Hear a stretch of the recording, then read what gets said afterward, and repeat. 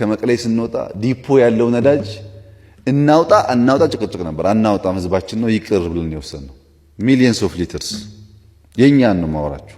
መከላከያ የነበረውን ሬሽን ይዞ ይውጣ አይውጣ፣ አይ ህዝቡ ሊራብ ስለሚችል ሬሽኑ ቢቀር ይሻላል፣ እነ ጥይት ከወጡ ምግብ ይቅር ነው ያልነው። ይሄ ዲፍረንስ አለ። ቲፒኤልኤፍን በሚመለከት ታክቲኩን፣ ስልቱን፣ የውጊያ ባህሪውን በሚመለከት መማር በሚሊተሪ ሳይንስ to know your enemy you must become your enemy ነው የሚለው። ኢነሚን ለማወቅ ልክ እንደ ኢነሚ ክፋት የሚባል ነገር፣ ለምሳሌ ተራራ ላይ ምንም ጦርነት ሳይኖር ዝም ብለህ መጓዝ፣ ውሃ እያለ አለመጠጣት፣ ለወታደር ውሃ የሚጠጣበትን ልክ መስጠት፣ ማሰቃየት፣ በዛ ችግር ውስጥ ኢንዱራንስን ይፈጥር ማለት አንዱ ኤግዛምፕል ነው። ሌላም ብዙ ነገሮች አሉ።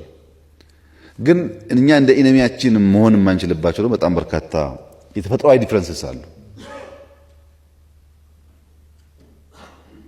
ለምሳሌ ትግራይ ውስጥ ማንም ወታደር ቀመስ፣ ሚሊሻ ቀመስ፣ ክላሽ ያለው ማንም ሰው ሁለቴ ማሰብ አይችልም በዚህ ውጊያ ላይ። ይሄ ተፈጥሯዊ ባህሪ ነው። እነዚህን ጉዳይ መቀየር መስራት ያስፈልጋል። ከመሸነፍ መዳኛው ቁልፍ በእኛ እጅ ነው ያለው። እንዳንሸነፍ ከፈለግን ቁልፉ እኛ እጅ ነው ያለው። አንድ መሆን፣ ቀን ከሌት መስራት፣ ዋጋ ለመክፈል ዝግጁ መሆን፣ ያ ከሆነ አንሸነፍም። የምናሸንፍበት እድል ግን የምናገኘው ከጠላት ነው።